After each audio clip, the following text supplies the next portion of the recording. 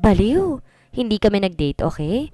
Bala ko sana i-surprise kayong dalawa sa pagdating ko, pero sa malas nagkita kami ni airport sa Silvana. Sinundo niya kasi ang pinsan niyang galing States. Paliwanag ni Nikki. Natawa ako dahil nasira pala ni Silvana ang balak na pag-surpresa niya sa amin. Ngunit ang masayang ngiti sa aking mga labi, biglang naglaho nang makita ko ang isang lalaki naglalakad palapit sa amin. Halos hindi maipintang mukha. Can you put that act with me, Nikki? Mahina ang boses na bulong ko sa kaibigan ko. Why? Is there something? Hindi pa natapos si Nikki ang kanyang sasabihin, biglang nagsalita si Zach na ngayon nasa harapan na namin at madalim ang mukha habang nakatingin sa akin. What are you doing here, Gianni? Mababa ang boses ni Zach, ngunit mariin naman ang pagkakabigkas niya ng bawat salita. Hindi mo ba nakikita ang ginagawa namin? Nagde-date kami ni Nikki. Hindi lang naman ikaw ang marunong makipag-date. Seryosong mukhang sagot ko sa kanya. Pagkatapos tinapunan ko ng sulyap si Bettina na malapad ang pagkakangisi habang nakaupo sa tatlong mesa ang pagitan ng mga mesa namin. Napokus ang atensyon ko kay Nikki kaya hindi ko sila napansin nang pumasok ako kanina. Let's talk. Walang pahintulot na bigla na lang niyang kinuha ang aking kamay at akmang hihilahin niya na ako patayo nang mahigpit piliginan ni Nikki ang braso ni Zach. Bitawan mo si Gianni. Matapang na utos ni Nikki kay Zach. Lalo namang dumilim ang mukha ng huli. Wala kang pakialam, little boy. Ines na sagot ni Zach sa kaibigan ko. At bakit naman hindi ako makikialam? Hinaharas mo ang kasama ko tapos sasabihin mo sa akin wag ako makialam? Bakit di mo na lang kami iwan at balikan mong boyfriend mo na naghihintay sa mesa ninyo? Kahit malaking tao si Zach at di hamak na mas matangkad at malakas siya kaysa kay Nikki, hindi ko kinakitaan ng takot ang kaibigan ko. Hindi pa rin siya nagbabago. Kahit nakaka-intimidate ang kalaban niya, hindi niya pinapakita na mas tamang ang kalaban kaysa sa kanya. Bitiwan mong braso ko. Mapanganib ang boses na utos si Zach kay Nikki.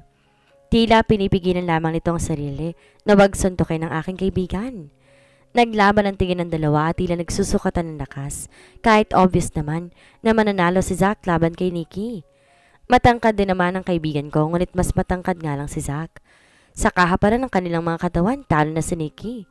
Di naman payat ang kaibigan ko at sa totoo lang, maganda ang katawan niya. Ngunit kung ikukumpara sa katawan ni Zach, na batak sa exercise sa gym, walang sinabi ang katawan ng kaibigan ko. Naguguluhan ako sa ikinikilos si Zach. May relasyon sila ni Bettina pero bakit tila nagsiselo siya kapag nakikita niyang may kasama kong ibang lalaki. Kagaya na lang ng mga pinsang lalaki ni Silvana na manliligaw kong si Migs at ngayon ang kasama ko na si Nikki. Pinapakita niya nagsiselo siya. Ano ba talaga ang gusto niyang mangyari? Bitawan mo siya, Nikki. Mag-uusap lang kami. Utos ko sa kaibigan ko. Mukha kasing wala siyang balak na magpatalo kay Zach. Walang gustong magpatalo sa dalawa at natatakot ako na makagawa kami ng gulo. Kaya minabuti kong kausapin na lamang si Zach na ang sarilinan. Tila napipilitan lamang si Nikki. Nang bitawan ang braso ni Zach, agad naman akong hinere ni Zach palabas ng restaurant kung saan walang masyado nagdaraan ng mga tao. May asawa kang tao, ngunit nako ba mo makipag-date? Hindi ka ba nahihiya, Gianni? Paano kung may makakita sa inyo ng lalaking yon at makarating sa lolo ko? Ano ang sasabihin mo sa kanya? Agad na sita sa akin ni Zach. Bagya ako napangisi sa kanya. Hindi ako makapaniwala. At ako pa talaga ang pagsasabihan niya ng mga salitang iyon, ngayong mas bagay iyon sa kanyang sarili? Una, bakit hindi mo sinabi ng sarili mo na mga sinabi mo sa akin? At pangalawa, hindi naman totoong na mag-asawa tayo, kaya may karapatan ako makapag-date sa kahit sinong lalaki na gusto ko. Nakalimutan mo na yatang lalaman ng contract natin, Mr. Harrington? Naka-add sa contract na wala tayong pakikialaman sa personal nating buhay at magpapanggap lamang tayo mag-asawa sa harapan ng lolo mo. In the past, tinayaan kitang pakialaman ng personal kong buhay, pero hindi na ngayon. Sumagap ako ng hangin dahil tila mauubusan na ako ng hangin sa haba ng aking sinabi. Kaya ba gusto mong kumala sa contract natin dahil sa lalaking yon? Nagtatagi sa mga ngipin na tanong ni Zach. Yes, tama ka. Nagbalik na siya sa buhay ko at gusto ko siyang makasamang muli. Kaya gusto ko makipag-divorce sa'yo para matapos ng contract natin. Nakataas ang noong sagot ko sa kanya. Hindi ka ba natatakot na ipakulong kita dahil sa pagsura mo sa contract? Mariing banta niya sa akin. Ang kanyang mga kamao nakakayom na mahigpit. Sa higpit ng pagkakakayom ng mga kamao, naglabasan ng ilang ugat sa kanyang mga kamay. Ipakulong mo ko kung yan ang kalilikaya mo, Mr. Harrington. Matapang na sagot ko sa kanya. Pagkatapos, walang paalam mabasa ko na lamang siyang iniwan. Bumalik ka dito, Gianni. Galit na sigaw ni Zack, ngunit hindi ko na siya pinansin. Tuloy-tuloy lang ako naglalakad papunta sa nakaparada kong kotse. Tatawagan ko na lamang si Nikki mamaya para humingi ng dispensa kahit hindi ko siya nabalikan pa. Pagdating sa bahay ni Zack, agad ako nag-impake ng aking mga damit. Konti lang naman ang mga damit ko nang bumalik ako rito, kaya kakasya lang yon sa isang malit na bag na hand carry. Iiwan ko ang mga damit na binili ko mula sa pera na binigay sa akin ni Zack dahil di ko naman pera ang pinambili ko nun. Habang nililigpit ko ang aking mga gamit, walang tigil sa pagpatak ang aking mga luha. Mabigat na mabigat ang aking pakiramdam. Ganito pala ang feeling kapag bigo sa pag-ibig. Kapag di ka kayang ibigin ng taong mahal mo, mabigat, masakit, at masikip sa dibdib. At kapag hindi ko na ilabas, tila sasabog ang aking dibdib sa sobrang sakit. Pagkatapos kong maisilid sa bag ang mga gamit ko, naupo ako sa gilid ng kama. Umiiyak na hinaplos kong aking bahagi ng kama kung saan si Zack ang umuuko pa. Walang alam si Zack na hirap akong makatulog kapag gabi dahil katabi ko siya sa higaan kahit isang lipa ang pagitan namin. Masyadong malaki kasi ang kama niya at kasyang 6 na katao kaya medyo malayong pagitan naming dalawa. Ngunit gayon pa man apektado pa rin ako. Sino ba naman kasing makakatulog ng maayos kung katabi mo sa higaan ng taong mahal mo? Ngunit kung masyado ako naging apektado dahil sa isang kama lamang kaming natutulog ni Zack, tila wala naman siyang pakialam na may katabi siya. Siguro ganoon talaga kapag di mo mahal ang isang tao. Kahit sino pang Diyos ang katabi mo, kung hindi mo siya mahal para ka lamang walang katabi. Ganoon siguro ang pakiramdam ni Zack habang katabi niya ako sa kama. Di ko napigilan ang aking sarili. Niyakap ko ang una na ginagamit ni Zack at nahiga sa kama habang tumutulong aking mga luha. Ito ang huling beses na mahihiga ako sa kamang to, kaya ako nahiga. At dahil hindi ko naman nayayakap si Zack, una na lamang niya ang aking yayakapin. Ipinikit ko ang aking mga mata. Inimagine ko na si Zack ang yakap ko at hindi lang ang unan niya. Ang balak kong pagpapaalam lamang sa higaan ni Zack, hindi nangyari dahil hindi ko namalay nakatulog pala ako. Nang magising ako, agad kong tinignan ng oras sa aking suot na relo. Mag-aalas 6 na pala ng gabi. Nagmamadali akong bumangon sa kama. Agad binitbit palabas ng kwarto ang bag na naglalaman ng aking mga gamit. Kailangan makaalis na ako sa bahay na to dahil baka mabutan pa ako ni Zack. Tiyak kung ano-anong pananakot na naman ang sasabihin niya sa akin para di ako umalis. Kaya lang naman niya ako pinipigilang umalis dahil sa kanyang lolo at sa contract na pinirmahan namin. Maliban doon, wala nang ibang dahilan sa eksaktong paglabas ko sa aming silid. Parating naman si Zack. Halatadong marami siyang nainom dahil hindi na diretsyo kung siya ay maglakad. Mabilis dumilim ang kanyang mukha na makita niya ako may dalang bag. Nagmamadaling nilapitan niya ako at inagaw sa akin ang bag ko. "You're not going anywhere, Gianni. Narinig mo ba ang sinabi ko?" Galit na sabi niya sa akin. "Just let me go, Zack. Mukhang masaya naman kayo ni Bettina at mahal niyong isa't isa, kaya siya na lang gawin mong asawa." Nakikiusap ang tono ng aking boses nang sagutin ko siya. Lasing siya ngayon kaya tiyak na mas lalong hindi kami magkakaintindihan kapag ngayon kami nag-usap tungkol sa aming dalawa. "No, Gianni, I won't let you go. Walang ibang maaari maging asawa ko kundi ikaw lamang." Mariin niyang sagot habang napapailing. Kung gusto kong maging asawa si Bettina, pinakasalan ko na sana siya at di na sana kita hinanap para maging asawa ko. Tila naman na wala ang kalasingan ni Zack. "Bakit ba ayaw mo akong pakawalan, Zack? Bakit ba gusto mo akong saktan?" Di napigilang sigaw ko sa kanya. "Dahil mahal kita, Gianni. Narinig mo? Mahal kita. Mahal na mahal kita at ayoko mawala ka sa akin." Sigaw rin ni Zack. Basta na lang niyang initsa sa tabi ang aking bag. Niyakap ako na mahigpit. "Please, don't leave me. Hindi ko kayang mabuhay nang wala ka." Para akong natuklaw ng ahas sa aking narinig. Hindi ako makagalaw at kahit yakap niya na ako, nananatiling hindi pa rin ako kumikilos. Hindi ako makapaniwala sa kanyang sinabi. Mahal niya ako? Totoo ba ang sinabi niyang yon? O baka naman sinabi lamang niyang salitang iyon dahil ayaw niya akong umalis? Sa ideyang yon, bigla ko siyang itinulak ng malakas. Para lamang hindi ko sirain ang contract marriage natin at manatili rito, magkukunwari kang mahal mo ko. Hindi ako bulag, Zack. Alam ko may relasyon kayong dalawa ni Bettina. Agad na naglandas ang aking mga luha patungo sa aking mga pisngi. Nasasaktan ako dahil kaya niyang sabihin sa akin ng mga salitang yon kahit na hindi naman totoo. Mabilis namang umiling si Zack at nakikiusap ang mukha na pakinggan ko ang kanyang mga sasabihin. I am not lying, Gianni. It's try that I love you. Hindi ko alam kung saan at kailan kita natutuhang mahalin, pero basta ko nalang naramdaman na mahal na kita. Hindi mo lang alam pero halos mamatay-matay ako sa matinding selos kapag nakikita ko may kasama kang ibang lalaki at kaidaran mo pa. Natatakot ako na baka may mahal ka sa isa sa kanila at iwan mo ko. Madamdaming pag-amin ni Zack sa kanyang tunay na nararamdaman. Gusto nang maniwala ng kanyang mga sinasabi, ngunit paano niya ipapaliwanag ang mga nakita at nalaman ko? Palagi niyang kasama si Bettina at tila masaya sila habang magkasama. Noong iniligtas niya ako sa kamay ng mga lalaking nagtangka na dumungkot sa akin, magkasama rin silang dalawa at saka kapag natutulog kami, para lang siyang walang kasama sa kama. Ayoko nang isipin pang iba dahil nasasaktan lamang ako. Ngunit gusto kong magkaliwanagan kami ngayon. Panahon na para linawin ko ang tungkol sa kanilang dalawa. Kung mahal mo ako, bakit palaging kasama mo si Bettina?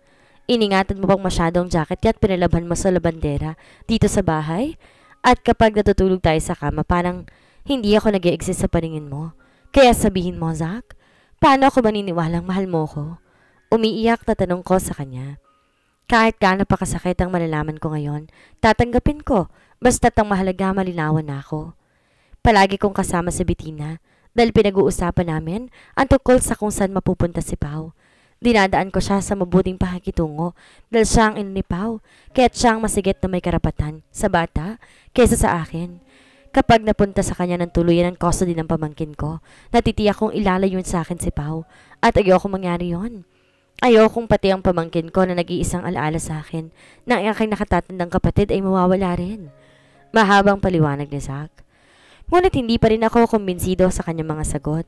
Ang totoo may mga papeles ang abogado ko na nagpapatunay na hindi kaya ni Betty ng palakihin ng maayos ang anak niya.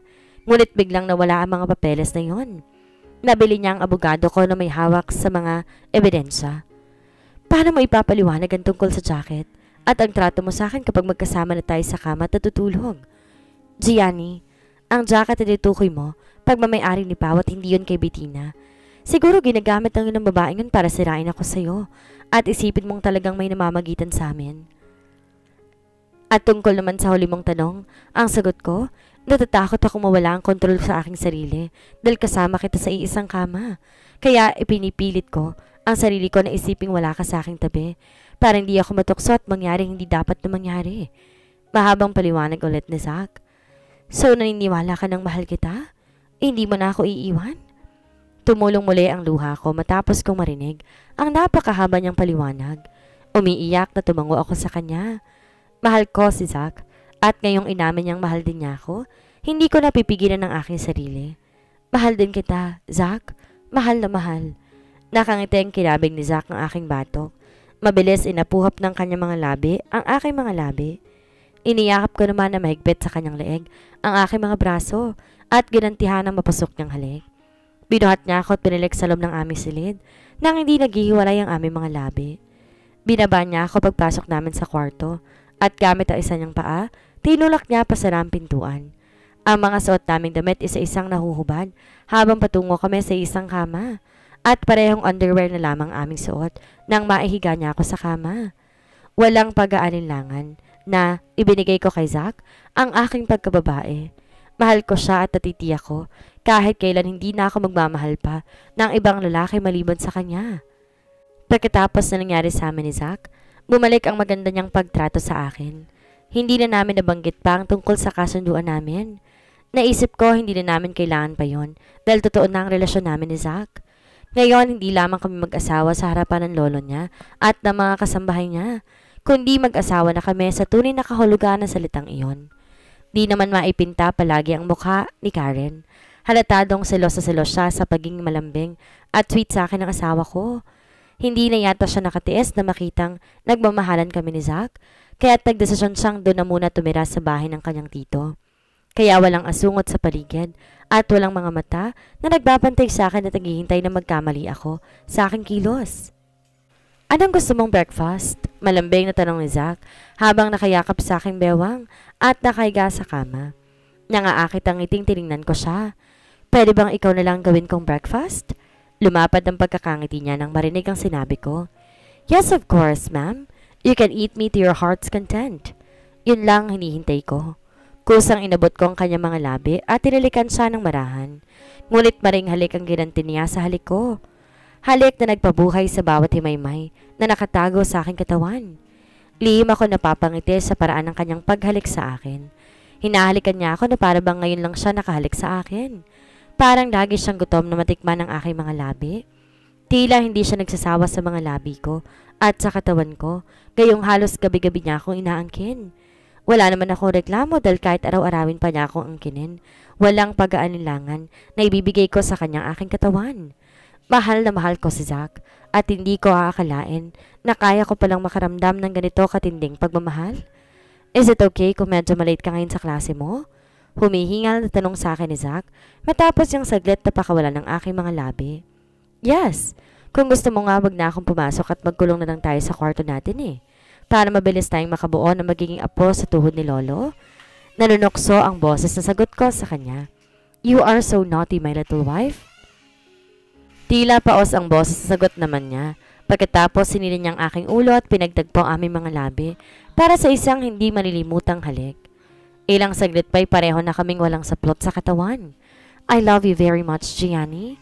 Sa tanang buhay ko, ngayon lang ako nakaramdam ng ganito katinding damdamin. Hindi ko kayang mawala ka, so please, don't ever think of leaving me. Madamdaming pahayag ni Zack sa kanyang nararamdaman para sa akin.